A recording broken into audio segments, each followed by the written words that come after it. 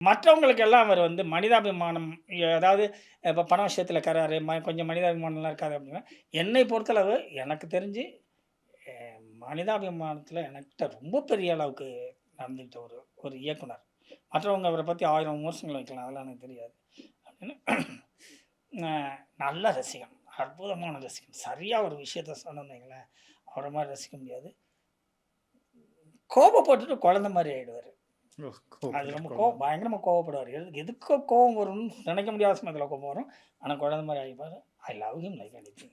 Super, அது super. எனக்கு எனக்கு என்னோட இது. எனக்கு வந்து என்னன்னா, சினிமாவுல 2 பேர் எனக்கு